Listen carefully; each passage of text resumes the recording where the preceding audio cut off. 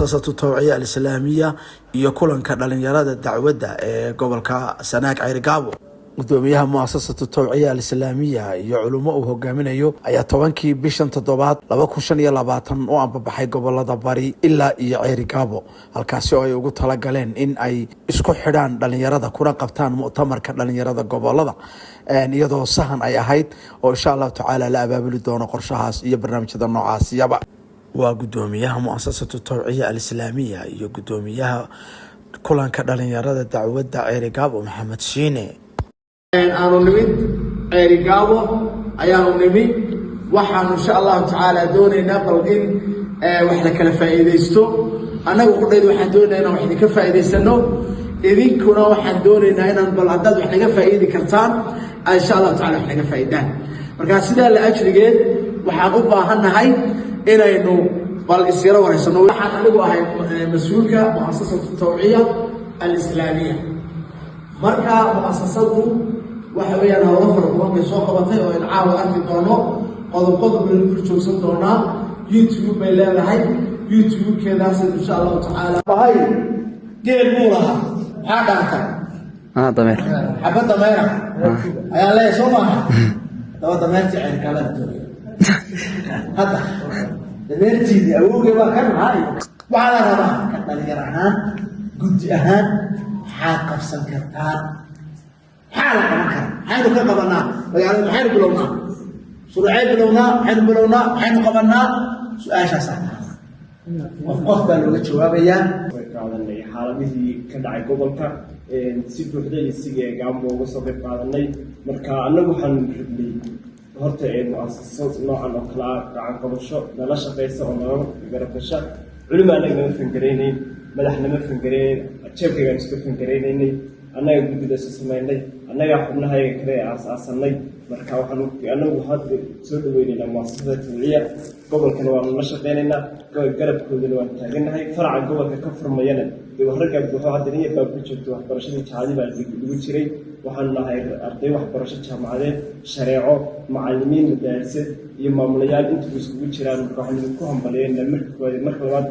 in Ceyrigabo u timaadeen dhalinyaro isku xidhan oo mid ah oo meel wada jeeda oo dacwadda si gaaray si guud uga shaqeyn jirtay meel kasta ay markay tagaan kaga qayb qaadan jiray xagga dacwadda iyo xagga kale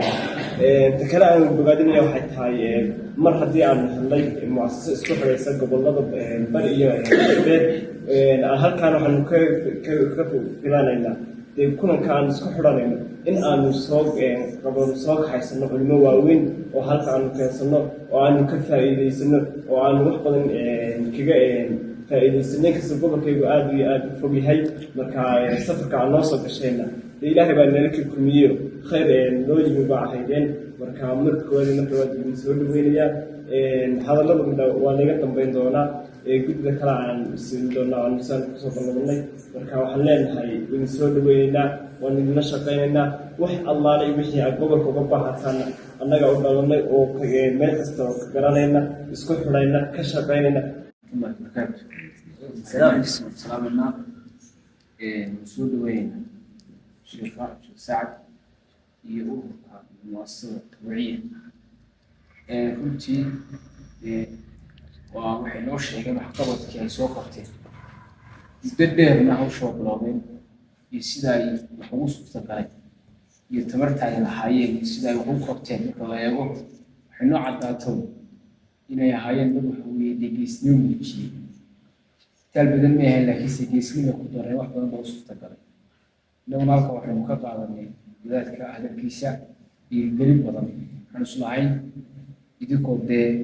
siirowta iyo hantilayaal ku haysta magaalada mooyaan waxba dhaqaaji karaysa laakiinse walaalkiin loo faa'iideeyeen ka faa'iiday dadku haddii ay isku fakar noqdaan labada qof ee wada socda haddii ay gacmadooji wax ku wada gooyaan haddii iyagu hadafkooda midaysan yihin oo arrintan dabka in wax badan ay qaban karayaan marka aad baa ustaadku iyo sheekhu u mahadsan yahay arrintan ku dhaxlay maanta ay ka faa'iiday markaan ku nimaadno nagu rubana u dhalinyara Ceyrigabo ka dhisan isku abaabulay oo garab badanna waayey haddana wax weynta iyagu isjiidan wax badan waan qabanay haddii ay tahay wax weeye masaakiin la caawinayo haddii tahay inuu meelaha waxbarashada tago lasoo dhiirigeliyo waxbarashada lagu dhiirigeliyo intii tabarteeda ahayd waanu horta waa tallaabsanay iyadoo aanu sii soconno wax badan ay qorshaha ay ku jiraan ayaa dhacdada wadaadkeenu gudoomiye ku-xigeen ka dhawaajiyay oo magaalada ka dhacday oo lagu kala guuray qaxda dadka hore jireen qaxiyo marla jeer qaxda cusub bay nagu dhaceen annaguna waxaan aragnay culimada yahay nala kulmiyey oo haddana waxaan aragnay in garab lagu tiirsanayo culimada noqon doonto insha allah sida marka waxa weeye ay culimadu yahayn sida magaala haddii dadku wada socdaan oo dad arrintan tusaale iyo example waana helaan wada socon kareen haddii meel kasta guddiyada meel kasta wax mu'asasa ka jirta marka inaguna taa haddii aynu culimadan aynu wada kaashino iyaguna waxay nagu kordhiyaan awoodda ugu weyn maadaama iyagu hadday xoogsadeen oo ay waxba magacooduna weyn yahay aynu ka codsanayno sheekh sacad iyo dee culimadiisa iyo guddidiisa iyo dee arrimihiisuba inay xoogga weyn anagana saaraan